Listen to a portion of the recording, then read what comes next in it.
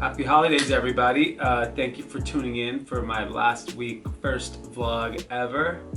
I hope you guys enjoyed it, maybe learned something, maybe didn't learn anything but found it entertaining. So this week, obviously Christmas was 2 days ago, and for us it's a big deal because we have a child now, so Christmas is all about a kid. First Christmas Eve with this guy. Merry Christmas, everyone. He actually turned 4 months, little Dom we call him, and he got a lot of gifts. He got everything you could ever imagine. The guy has more expensive luxury items than anyone I know at this point. But we had a really good time, went over to my in-laws place out in Huntington Beach, and we ate a lot. Luckily they're healthy people, so we didn't have to eat too much. And then I actually ran a lot. Christmas morning. Getting a quick run in. I got at least 5 miles before we eat. Rocking my Grand AC. Diet starts Monday collab. Let's go. Beach run too. We're in Huntington Beach today. You know what I realized was living in LA, going for a run is really, really hard because there's not that many uninterrupted kind of stops, free-flowing running places in LA. So like if you live in LA, the places you would go to, there's the flats of Beverly Hills. You could do about 5-6 miles pretty easily uninterrupted. You could do the Silver Lake Reservoir, Griffith Park area, but that's not that many miles. And then Santa Monica is really the only place. But in Huntington and Orange County, you can literally go anywhere. There's just, I forgot about suburbia. I've been living in the city so long, how there's just like no cars, endless amounts of space, and you can run forever and ever and ever. So I cranked out 2 big runs. It's so beautiful on the beach. It was just like an epic morning, Christmas morning. And like, it was cold though, 42 degrees, and there was a lot of surfers out there. There's probably 100 guys surfing, which was fun to watch after the run. But it was, you know, a great Christmas. I hope you guys had a good one. I actually got really cool gifts. It's funny, it's like, I always talk about like people giving gifts. It's kind of a pointless thing because people don't give thoughtful gifts. And everyone always says it's the thought that counts. It's the thought that counts when you gave a gift that someone cares about, like a thoughtful gift, because then you actually thought about what you want to give this person. And so this Christmas, my in-laws and my wife gave me some incredible stuff. Obviously I love to run, so I got another pair of Ultra Boost, which is 4.0, so this is what I love to run in. I got a tripod, which is what I'm filming this on, which is really dope. I can even take it climbing. Not that I climb, but if I ever needed that, I could do that. And then I got a really cool tripod holder for my iPhone. And then I got a bunch of running socks. Adidas Compression Elite socks. They're really comfortable. And then the other one I think we call Balladega socks. They're like some luxury socks. I don't even know how expensive these socks are, but they're super comfortable. And then other than that, like health and wellness stuff that my in-laws are big on, which I'm excited about. So it was actually really good gifts. No junk, unlike from last week. My vendors gave me all those junky gift baskets that got everyone fat here, which I'm still pissed about. Other than that, that was good. And then, of course, Eric Deluxe, who gave like the rosés last week, comes through with another gift just in time for New Year's Eve. Check this out. He has his name engraved on it.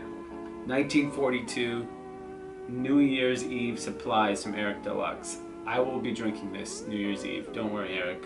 And then my other buddy gave me a bottle of Dom Perignon, which is awesome. Since my son's name is Dominic, everybody gives me Dom Perignon now, which is crazy. So I had a lot of bottles of Dom Perignon. And then this I'm excited about because this is one of my favorite tequilas. Thank you, Eric. 2 good gifts already. And then, actually, he just texted me and asked, did I get the package?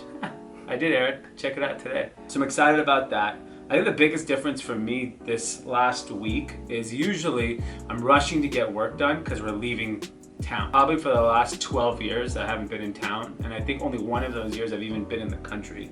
I think we went to Aspen that year. We like to leave town. I personally like to leave town, and you know, traveling is such an important part of becoming an adult, and I think it's one of those things that I constantly meet young people and they say, oh, you know, they follow it on Instagram or YouTube and they feel like they're there and they're living vicariously through people. I completely disagree.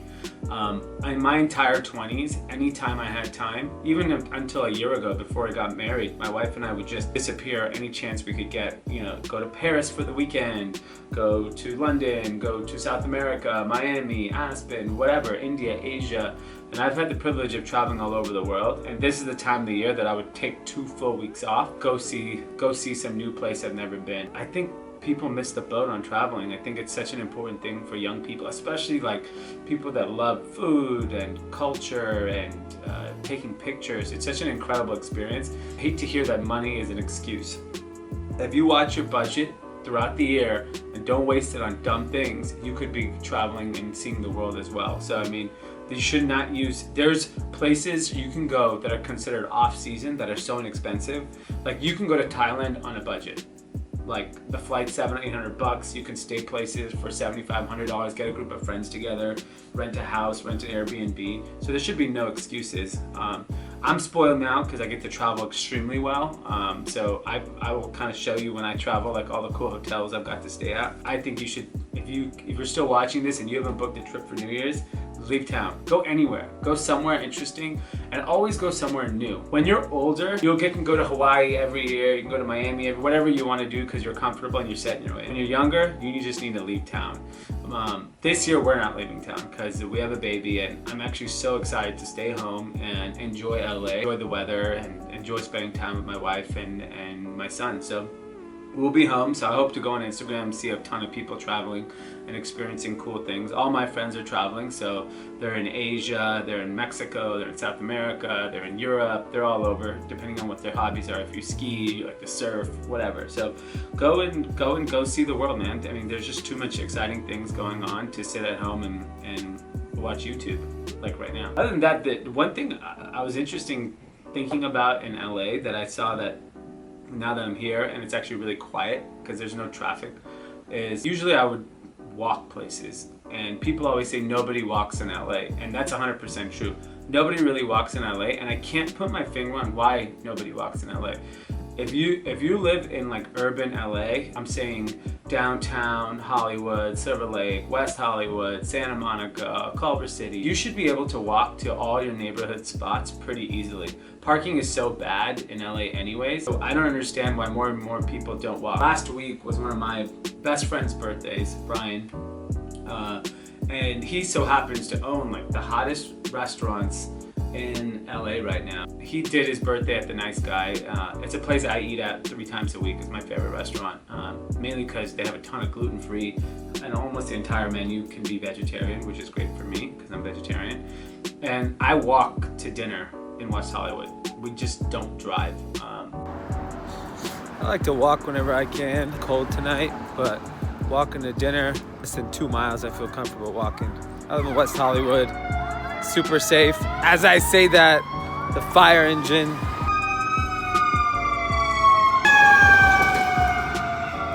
heading to my boy Brian's birthday dinner. How old is he? He's old. 79. The year he was born. He owns a restaurant called The Nice Guy and a bunch of other hot restaurants and nightclubs all over LA. Was my roommate for almost 15 years. We're celebrating his birthday. Nice Guy's probably like the hottest restaurant in LA right now. Can't get a res if you don't know them. Every A-list celeb does their birthday, their Oscars, their Golden Globes, whatever it is, at their restaurants and party. Luckily, they're my best friends. Wow, YouTube. That's too awkward. I don't want to. This is good content. YouTube content. Good content. Sounds like something a mom would make. I want to do it. All my friends live within a half a mile of this place, and everybody took a car to get here. It's pretty convenient to walk in LA. It's pretty safe. I have never dealt with any weird crime type stuff. I'm curious to understand why people don't walk in LA more. I understand if you're coming from the suburbs to the city, it's impossible to do that because it's just too far. But if you're a creature of habit and you go to the same places, I go to Nice Guy 3 times a week. I see the same exact people there almost every time I go. Meaning they're probably locals, they probably live in the neighborhood and nobody walks. If you're in New York City and I walk the equivalent of what I did in LA, no one would say a thing. People will literally honk at me like I'm a psycho when I'm walking in LA when they see me, like, what are you doing? You're walking, you're crossing the street.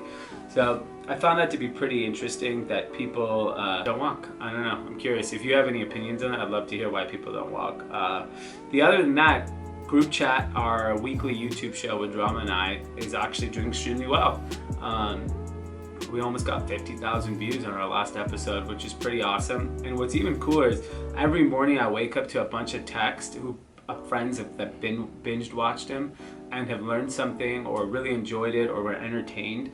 And shockingly, these are all like my really successful smart friends. So if we have their attention, I think it'll slowly grow. I mean, we're still in the early stages, so I'm hoping that more and more people that don't know who we are, have never heard of us, will like it. But I think the content's actually pretty interesting, it's pretty engaging. Obviously I'm biased because I'm on it. But the goal there was to entertain people and educate on any topics that we feel like we're expert on. And there's a lot of cool things we're talking about when it comes to popular culture, the workforce, business stuff, and so keep on a lookout for those types of things. And then finally, it's New Year's Eve. It's a time for reflection for a lot of people, and I think it's an awesome time to press restart if you had a rough year. Every year there's always your ups and your downs and your challenges. For me, obviously the high of the high was me having my son. Challenges are always usually business related because we're a fast growing business, so managing that is not easy, and growing a company between my two main brands, we have almost 200 employees, so learning how to deal with that's always a big challenge. I'm hoping 2018 continues to bring all the positive energy that we always put into our business and our personal lives, and things just become easier. I think for the most part, most of people's daily of how they feel is based on your attitude, and I think your attitude comes from your mental health, well-being, and I think that comes from your physical health. And so I'm gonna keep preaching about physical well-being, and it doesn't just mean you run a lot or you work out a lot. It has to do with your diet, it has to do with when you eat, it has to do with do you exercise. And people think that being healthy means not having fun. If you know me personally, I have a lot of fun. I still go out to eat, I travel, I do all those things. It's about moderation. And I think we live in a world where it's very hard for most people to be moderate in anything. People binge. You binge watch Netflix, you binge eat, you cheat day. If you just kind of stay balanced throughout the whole time, you're able to do all of it. Maybe you skip dinner one night because you had a bad dinner the night before, and you balance it out, and the next day you go back to normal. I'm gonna preach moderation in 2018 because I think it's the simplest, easiest thing to practice. Because if you went and said, no carb diet, and I'm gonna run 10 miles a day, or I'm gonna do this, those are unattainable and not realistic to continue on throughout the entire year. But moderation is a very easy thing to do. And so I hope everyone practices that in whatever aspect of their life that needs that, whether it be your health, whether your business. Even with me, it's like I work all day, but at night I turn off because I want to spend time with my family. So it's about being patient and balancing. It's about balance. So I'm going to preach balance and moderation in 2018. See you next year.